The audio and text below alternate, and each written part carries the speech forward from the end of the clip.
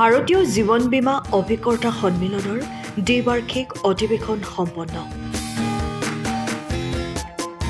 ভাৰতীয় জীৱন বীমা অভিকৰ্তা সংস্থা যোৰহাট শাখা গোটটোৰ চতুৰ্দশ দ্বিবাৰ্ষিক অধিৱেশন আৰু সাধাৰণ সভা যোৰহাটৰ মুক্তিযোদ্ধা ভৱনত দিনজোৰা কাৰ্যসূচীৰে অনুষ্ঠিত হৈ যায়। এই কাৰ্যসূচী অনুষ্ঠিত হয় মুক্তিযোদ্ধা ভৱনৰ সন্থাৰ প্ৰাক্তন সহকাৰী সম্পাদক প্ৰয়াত বাবুল বৰা সোঁৱৰণী মঞ্চ। সেই অনুসৰি পুৱা পতাকা উত্তোলন শ্বহীদ তৰ্পণ কাৰ্যসূচী অনুষ্ঠিত হোৱাৰ পাছতেই অনুষ্ঠিত হয় মুকলি সভা আৰু সাধাৰণ সভা। সভাত বহুকেইগৰাকী বিশিষ্ট ব্যক্তিৰ লগতে সংস্থাৰ বিষয়ববীয়াসকল উপস্থিত থাকে। সাধাৰণ সভাত বহুকেইটা গুৰুত্বপূৰ্ণ সিদ্ধান্ত গ্ৰহণ কৰা হয়। জীৱন বীমা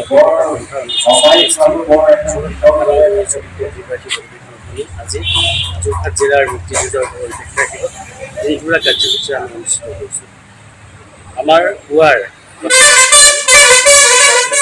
শইকীয়াৰ নেতৃত্বত পতাকা উত্তোলন কাৰ্যসূচীৰ সফল সম্পাদন হয়।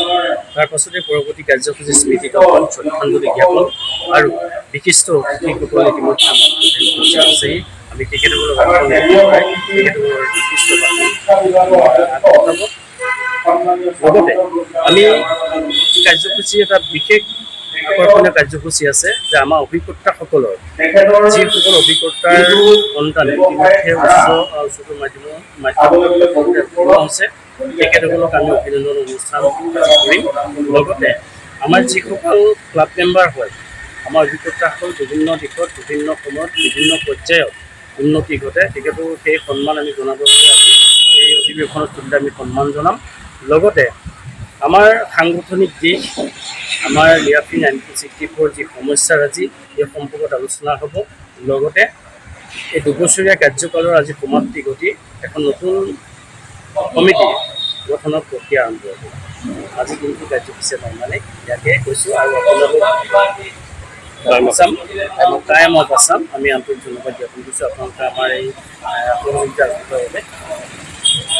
আপুনি ঘৰখনত জাপানীজ চৌকাত দৰ্জা, খিৰিকী, গ্ৰিল, গেট আদি লগাব বিচাৰে নেকি? যিবোৰ দীৰ্ঘদিন অটুট থাকিব, তেন্তে পলম নকৰিব, আমাৰ বিপণীলৈ আহক। যোৰহাটৰ একমাত্ৰ আমাৰ বিপণীত এনে উন্নত সামগ্ৰী উপলব্ধ।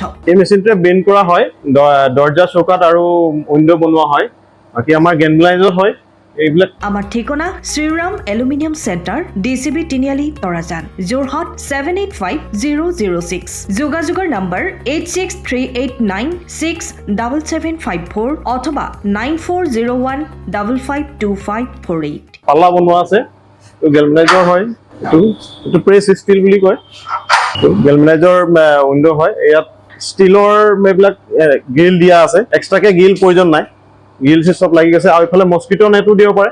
এইটো মস্কিটো নেট, এইফালে বেক চাইডে মস্কিটো নেটৰ পাল্লা আছে। পকাত নি পিনে ঘৰটো আৰম্ভ কৰোঁতে লৈ যাবলগীয়া হয়। তেতিয়া পকাত দি দিলে মানে ইয়াত ঢেলাই সোমাই যাব, মছলা সোমাই যাব। বালি মছলাটো ভৰাই দিলে মানে মজবুত হৈ যাব। ইয়াৰ সময়ৰ খবৰ সময়ত পাবলৈ ফ'ল' কৰক টাইম অফ আছাম।